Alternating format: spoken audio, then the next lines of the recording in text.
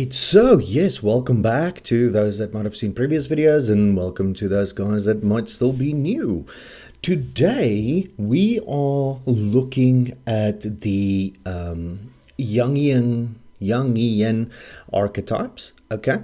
And I feel it's a logical next step for the talks that we've been having so far. And it's also sort of in preparation for another talk that I would like to do, which then pertains to the ego. Right. So the Jungian archetypes are different personality types that people exhibit, that people have.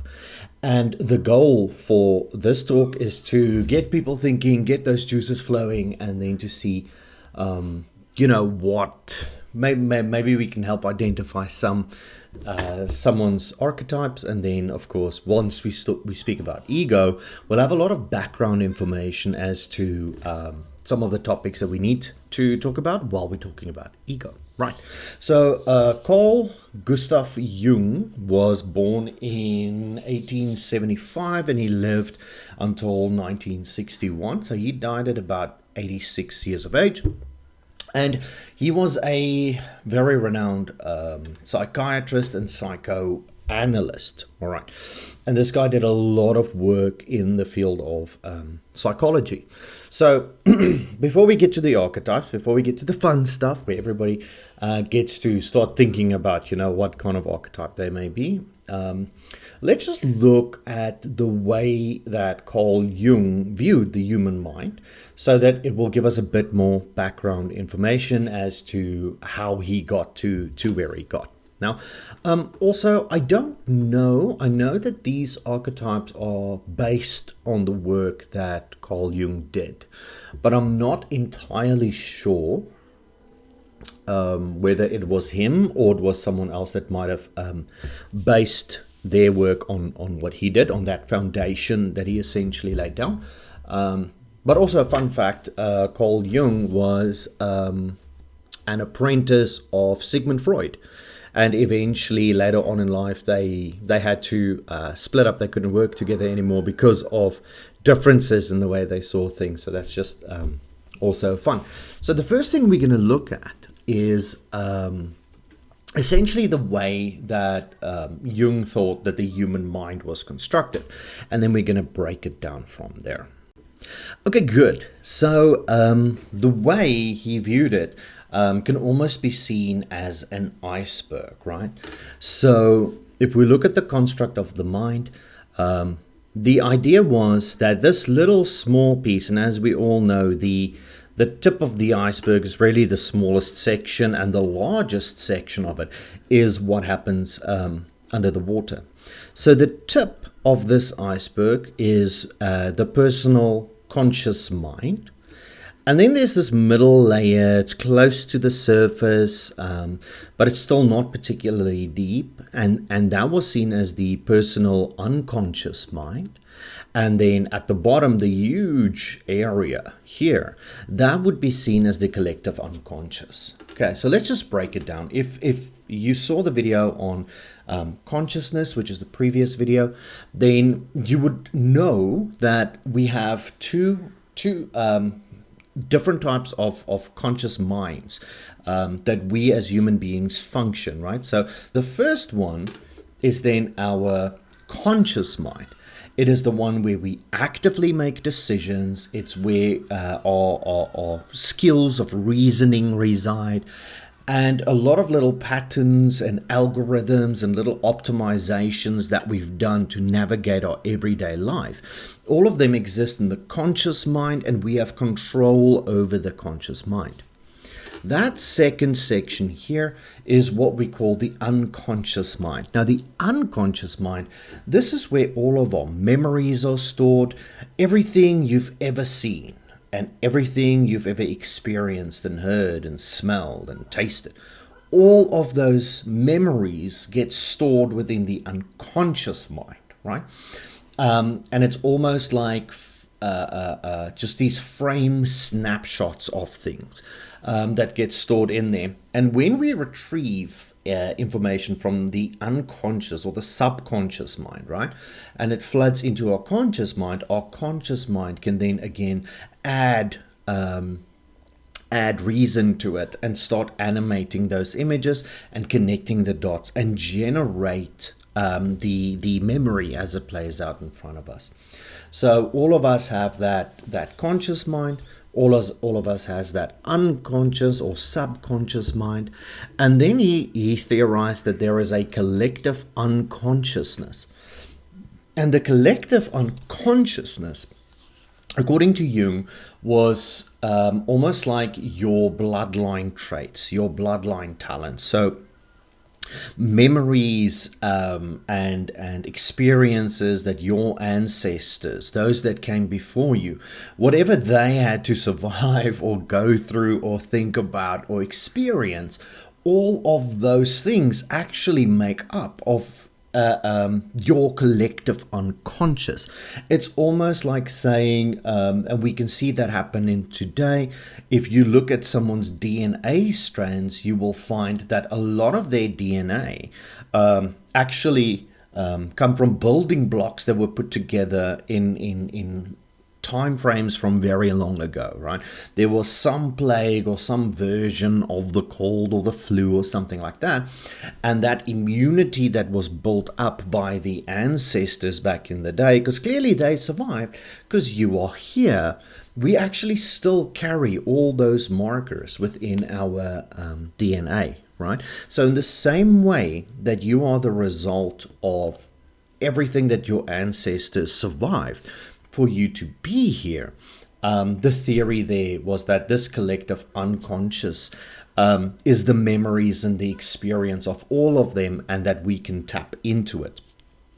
If you look at it from a different perspective, one might then say this is more the higher consciousness, or this might just be when we tap into consciousness and we access information, like we said in a previous video, where every human uploads all of their experiences, memories, and their thoughts into the consciousness, the universal consciousness, and then we can draw information. So in a way, one can also say that it's maybe not just limited to the ancestry of where we come from. It's not these bloodline gifts and sometimes curses, unfortunately, that we carry, but it can also perhaps relate to something a bit more along the lines of universal consciousness.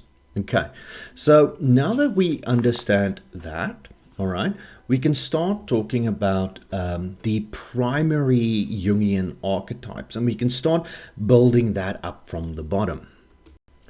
Okay, so when we then look at these primary archetypes, he theoried that every human consists of 4 different categories, right? When it comes to who we are and what roles we play in society and how we conduct ourselves in society. So the first one is the self. Okay, this is the union between the conscious mind and now the subconscious mind, or the personal unconscious mind, right? So when they merge together, this generates essentially our idea of the self, and it also creates our access to things like spirituality. So what happens there is that you have the primary, the rational, the conscious mind that sits and it builds all of these algorithms, and it wants to optimize everything we do every day. I like to say that the brain is essentially an optimization engine, right? It follows the path of least resistance, and it keeps on optimizing the way we do things. So at some point in time, we autopilot certain things. When you start driving a car, it's really scary, it's nerve-wracking, and it feels like you're doing too many things at the same time.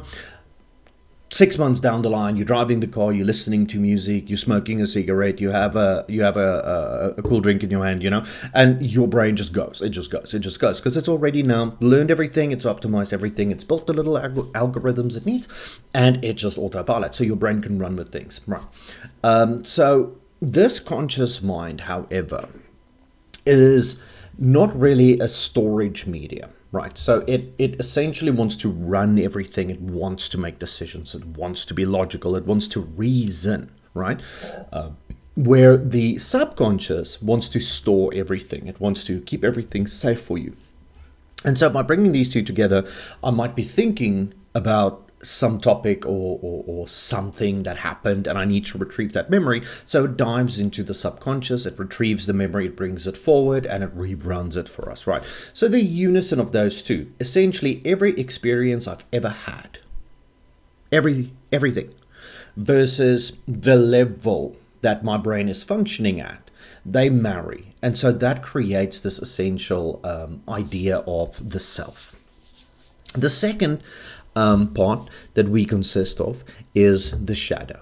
All right. So the shadow then is every part of ourselves that we don't want people to see, that we don't want to show the world for whatever reasons. It might be weird, it might be crazy, it might be a little bit dark side, but it's everything we don't really want to show the world, right? And it's what we end up doing is we take that, all those little things that we know it's not going to be accepted, and we shove them into boxes, right? We shove them into boxes, and eventually we shift it to the side and we say, okay, that's not stuff we're gonna do.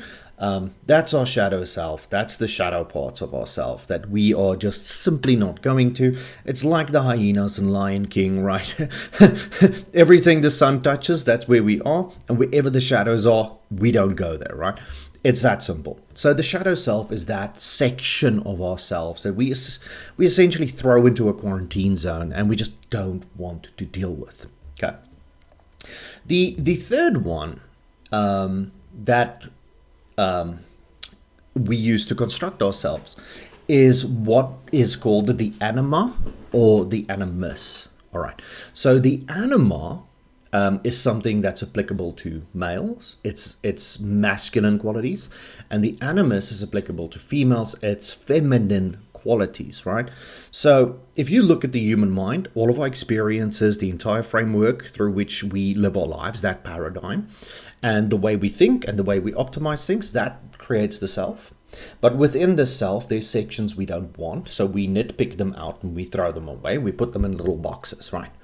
And then comes this idea of, because you are born a man, okay, there's this anima that is applied to you. And what this is, it's society's idea and construct of what a masculine person should be. Okay, in other words, what is a man? What does a man do? And you are simply just expected to do all those things in addition to being yourself because you were born male. And the same applies for the feminine side, right? So that's that animus that essentially gets applied, and they just throw a lot of pressure on you. They throw a lot of ideas on you, and there's expectations. You were born a female, so you need to do these things. You need to think in this particular way. You need to be these things. And if you're a man, the anima, you need to think in those ways, right? So it's really this weird situation where we can't just be ourselves. We can't make our own decisions. We need to hide a lot of ourselves because that's not socially acceptable. But at the same time, there is societal pressure on you, because you were born one way or another way, to act and conduct yourself in certain ways simply to fit into that construct of what society is. So that third section now that gets put on top of what you are trying to be, that is the anima or the animus, and it's the societal pressure as to what you're supposed to be, right? Then the last one is called the persona. This is our visage. This is the mask that we put on, right? So if we combine all of these sections together, right, we find that there's this construction of a person in the making, right? And then we might go out, we might have a friends group, and these guys like a very specific thing. They are very sporty, very outgoing. They like rock climbing and all these kinds of activities, right? So then we put on a mask to reflect back to them the things that they like in order to gain acceptance. All right. So we put on this mask when you go to work in the morning, you put on your work mask, right? And that's where you are super efficient, super professional. You are stoic as hell. You don't show emotion. You just, I'm here, I'm doing my job, I'm getting the hell out, right? And then the moment work stops, we throw that mask away, we put on our family mask, we go home, and now we are part of our family. We are integrated. We are interested in everything that they do, right?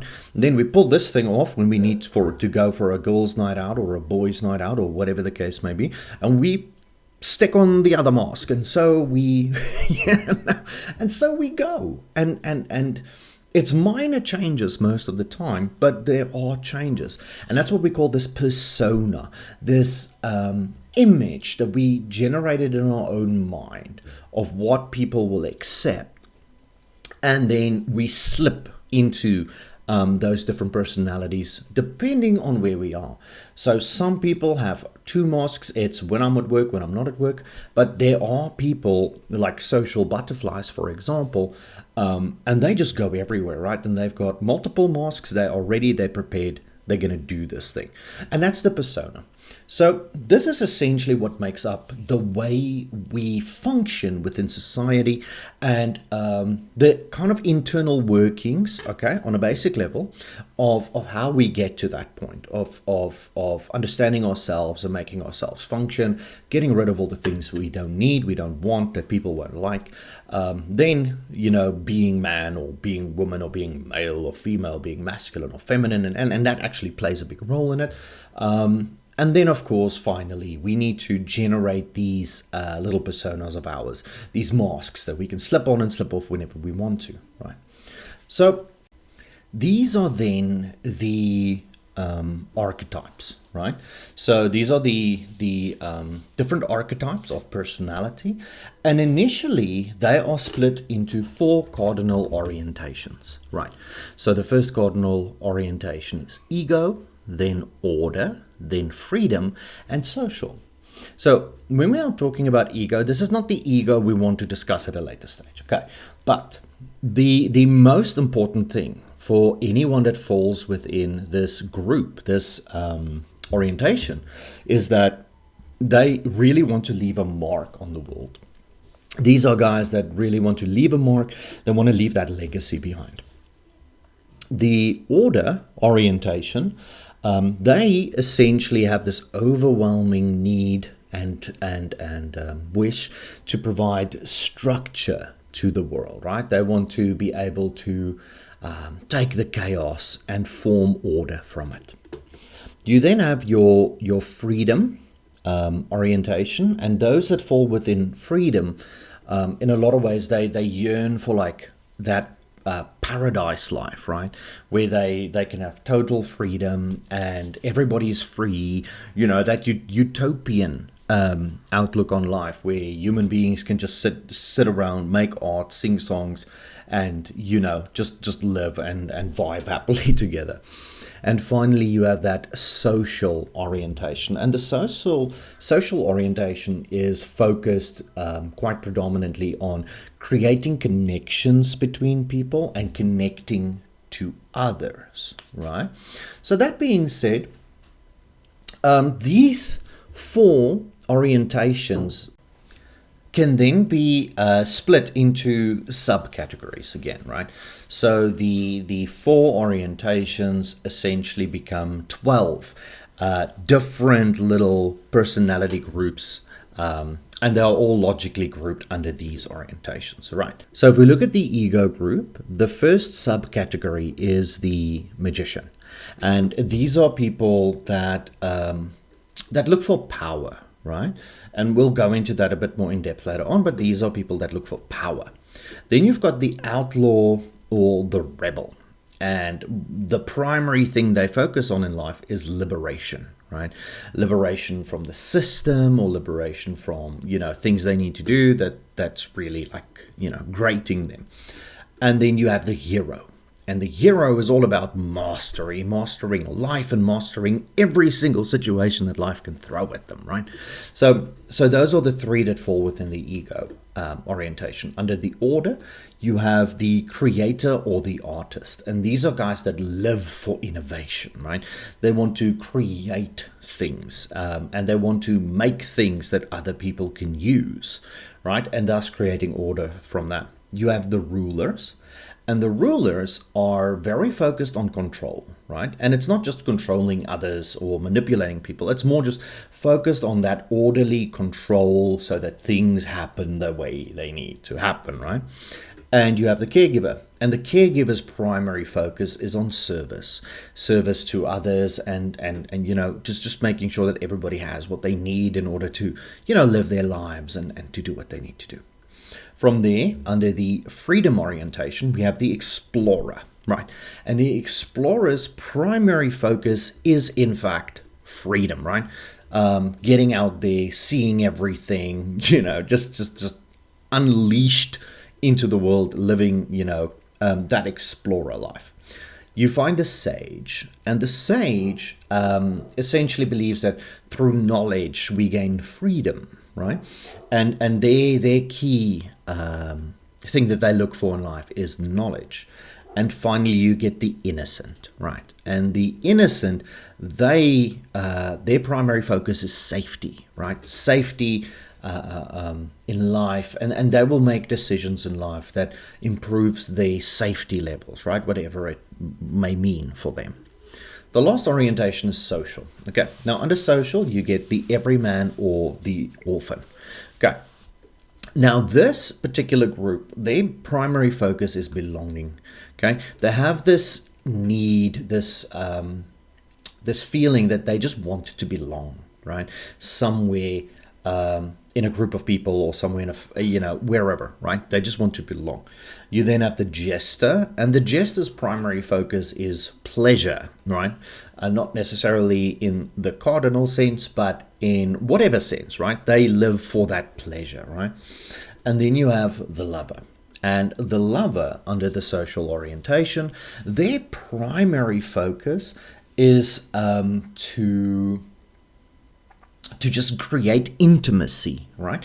And it's not just necessarily with one individual, which is their life partner, but they crave intimacy on all different levels. Okay, so if we look at these 1, 2, 3, 4, if we look at these four cardinal orientations, and then we can see the different kind of personalities that form from within them.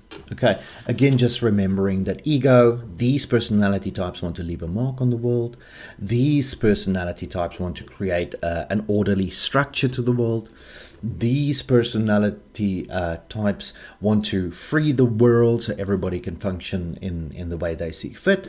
And this orientation focuses specifically on connecting with others and creating, groups and communities and those kinds of things. So to just give a bit of a visual representation, I found this, I think it's pretty good. And we can just quickly talk through them. So again, just understanding that these come from different types, different orientations. And again, what we see here is not necessarily the only way to look at it or the only description that there might be. But I thought it would be interesting to go through them and to see which ones we kind of belong to. So again, let's start with top left, and we'll just move our way through. So the innocent, they really want to just be free. They want to live and let live. They want people to accept them exactly for who they are, and they want to accept everybody else for exactly who they are. They truly are innocent, and to showcase that as an example, think about a toddler, right? It doesn't matter who it is, it doesn't matter what it is, they always want to mix, they always want to just be happy and just do the things they want to do, right? Now, okay, so these guys literally live for let's all be happy. and let's all just get along, right? And let's just move on and get to this almost utopian existence of everybody is just happy, right? And for them, the biggest issues they run into is the fact that they can be over trusting, right? And they can come across as super naive, right? They're just not world wise, and they can get themselves into a fair amount of trouble when that happens. The next one, of course, the orphan. They also very much, this says the orphan, and we need to remember this, slash the everyman. And they truly believe that, everybody is equal, and they have this very deep need to belong, right? To belong somewhere or to something, And these are the guys you might find oftentimes that will do the most outrageous and crazy things to become part of a group, just so they can have that space where they feel they belong. And that's truly because they just want to be connected to people and to everything, around them.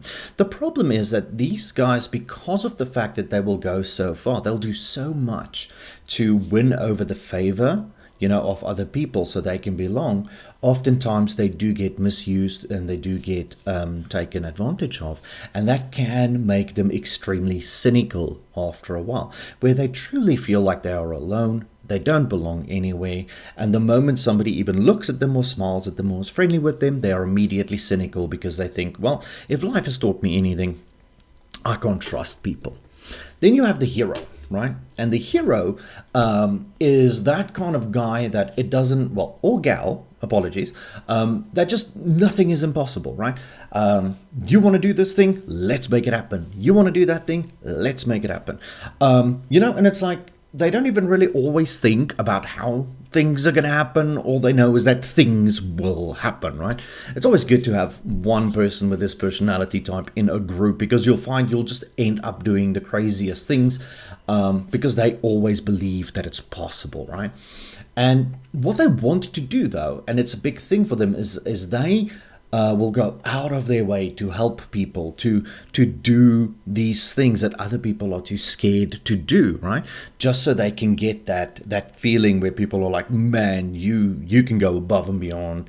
And it's that courageous acts, but not just go fight a lion, right? That's like everyday courageous acts that they do in order to make themselves the hero, right? And their goal obviously is to improve the world. They always sit and think, how am I going to change the world? How am I going to make things better for people? And then off they go on some mission, trying to full on Mission Impossible things. And a big problem for them a lot of times is they can come across as arrogant, right? Because you are saying this is a very difficult thing to do. We have no idea how to do it. And suddenly this guy's just like, yeah, don't worry, I'll make it happen. You're like, but dude, you don't understand. This is hard. And they're like, nah, I don't care. I'm going to make it happen. So they can come across as arrogant. The caregiver. Now, these guys, honestly, they come from a space where they truly just want to make sure that everybody around them is okay, right? They'll go above and beyond. It's those relationships where a guy phones his wife and he's like, I'm just feeling off today. My nose is running. I'm not feeling great. And like, she'll just pull up at his work, and she'll take lunch and just go fetch her medicine from the pharmacy and just go drop it off, right? And she doesn't expect praise for it, for example, but it's just like something she does. It's a natural instinct to just want to take care of things, right? And that's really what they do. And their goal is truly to just help others.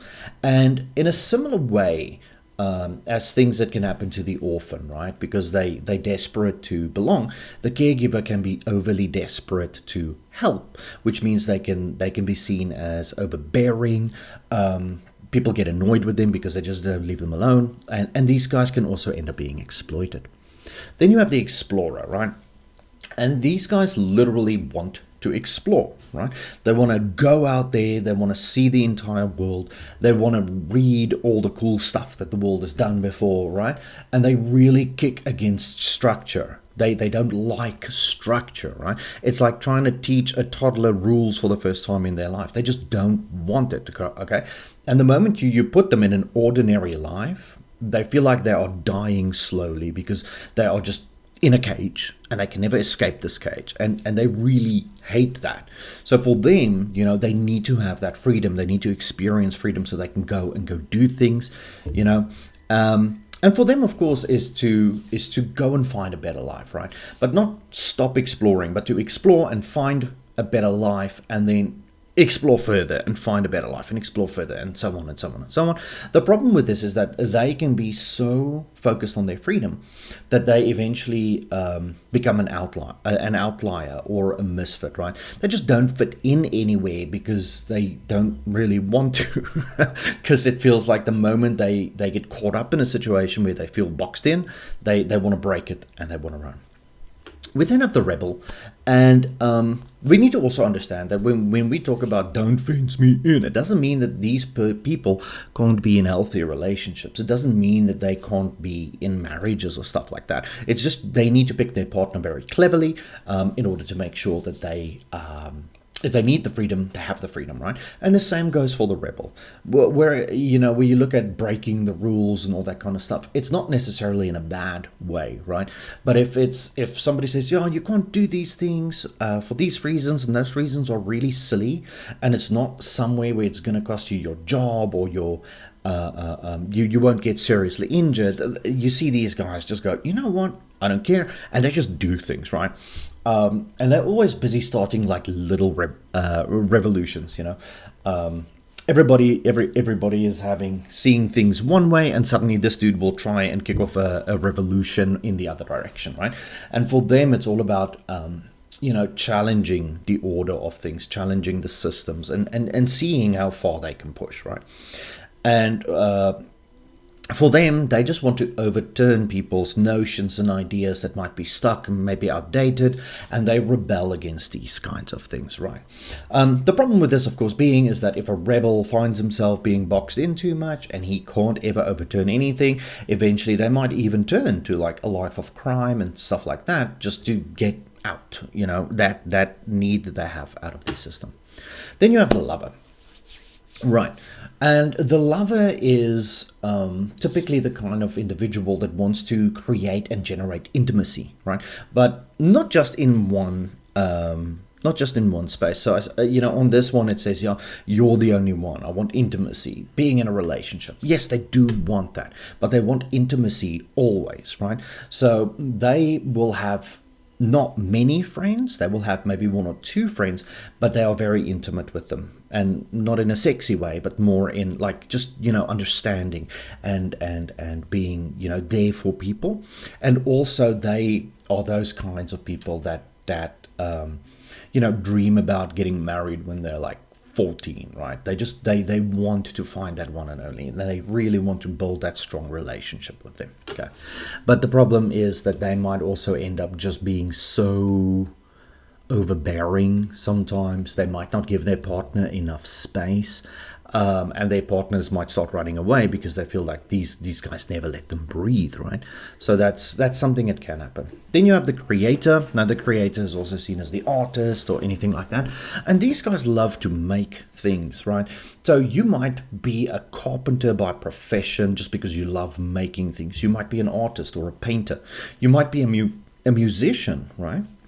All of those people come from this creator group where they imagine things and they just want to make it. They want to bring new things into the world, and just fascinate people with all the new things they've done. And for them, it's all about realizing, your visions.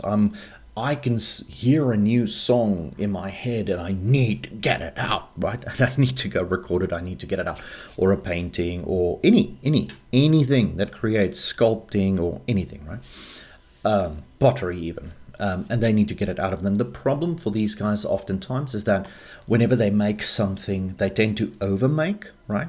They won't let a painting go until they feel it's perfect. And the problem with that, of course, is that nothing in life is perfect. So you are pushing to some kind of standard that technically doesn't exist in the natural world. We then have the jester. And these are the YOLO guys. They very much live in the moment. They don't really care much about consequence. They don't really care much about what is going to happen. But right now, in this moment, in this second, we are going to party. We are going to do everything that we want to do.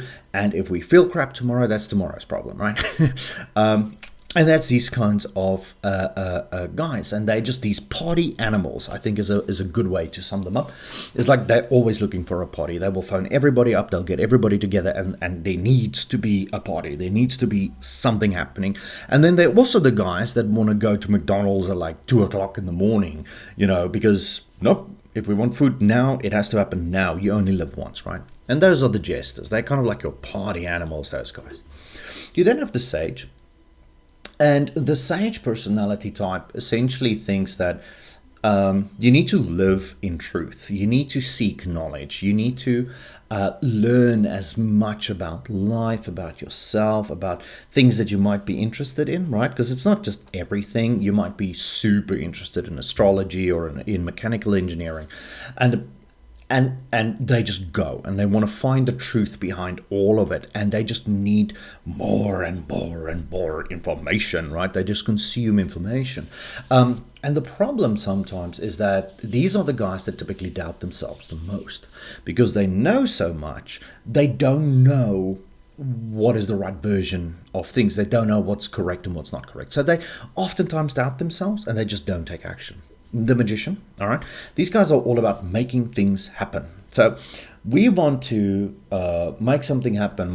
Your friend comes to you and they say, you know what, I want to live a life and I want to make freaking clay pots and I want to sell them and I want to do this stuff. And then, for them, it's like, all right, let's make it happen, right?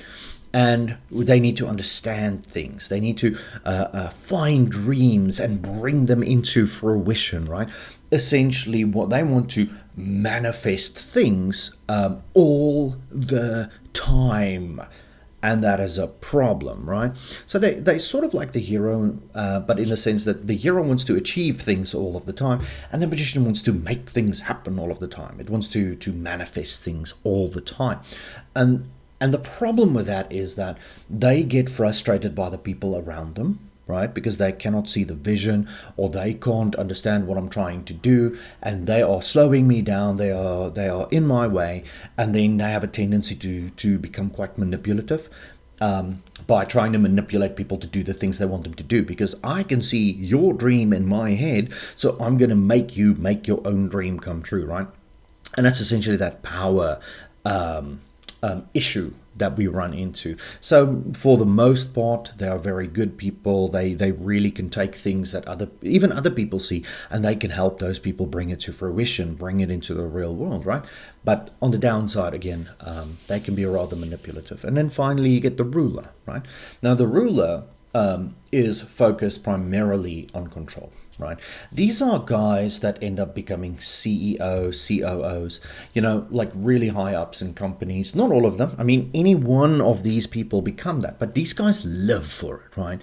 They truly live for it. They just want to have people, and they want to bring structure to these people, and they want to help elevate these people, in ways that are going to make them better and more and just more productive and happier and all of that.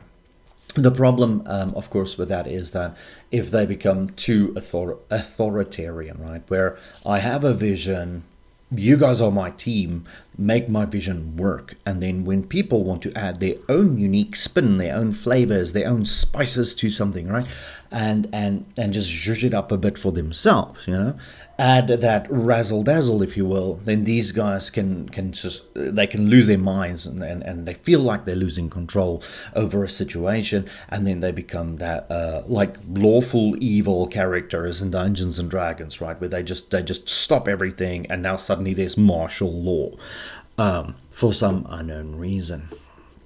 Alright guys, I think that's as much as I can say in the length of a video. I find that my timings are somewhere in the just under or just over 30-minute marks. But I hope this helps. So just to summarize, let me do this. And we're back. So just to summarize, so when we look at the Jungian archetypes, essentially what we're saying is that the human beings that you typically meet and how they constructed themselves essentially exist from four different individual parts, right? And depending on how those are meshed together, you are either going to get people from the ego, the order, the freedom, or the social orientations. And then even within those, right, we see a few characteristically uniquely identifiable personality, traits in them. What is important to remember, though, is that you are not born into these things, right? This is your way of trying to find your way to navigate through life, and you kind of edge yourself into some of these spectrums. And fascinatingly enough, you could be even two or three or more of these different types, right? So if you really want to do personality types, I know there's the ocean tests, there's the disc tests. There's quite a few of them that you could do, and they're going to tell you literally to the letter exactly what your personality is like. But this one for me is a very fun one. For me, for example, I know when I was young, I was very much in the innocent category, and I then went into the jester category for quite some time. In high school, once I got out of there, I then very much went into the rebel category. And I've been in quite a few of them as we move on, right? I'm actually actively sitting now and wondering which one do I fit in today. But what I can see is that there's quite a few of them that I can nitpick, and I can see elements of myself in them. So why don't you do that? Leave in the comments which category do you think is, for example, your primary category that you find yourself in, and which might be a secondary one, right? So which are the two main ones where you can see yourself in, and why, right? So just a very short, like, this is why, right? I really hope that this helps. I hope this gives some information. I hope it's interesting. I hope it's something that will help us all understand ourselves a little bit better. I like to say that the human being is the most complex, right, system that is running on the planet today, right? And you wouldn't drive a car if you never read the manual and you don't know how things work. But most people nowadays is operating this advanced piece of machinery without ever have read the manual, right? So it's chaos. So when we look at these things, and it's fun initially to try and see where we find ourselves, but it might also open doors for us to a little bit of self-discovery to see, oh wow, you know what? I thought I was going to be in the lover category, but I find that I'm significantly more in the ruler category for some unknown reason. And then we can start investigating ourselves, and we can start figuring out the little things that make us tick. I don't think you need advanced psychology to do these things, or at least to an extent where we can start seeing ourselves for who we are and start bringing that authentic human being, that uniqueness of ourselves out to the world. And these things are just good ways to do it. So the next one, we're talking about ego, and the ego will essentially, when we look at the self, the shadow, the anima or animus, and we look at the persona, right? And then how do they end up becoming what we call the ego, right? And I think that's also going to be very interesting. Well, that's it for me. Leave a comment. Which one are you? And then it looks like I'm going to keep on doing this, guys. So I'll see you in the next one. Thank you very much for being here. Bye.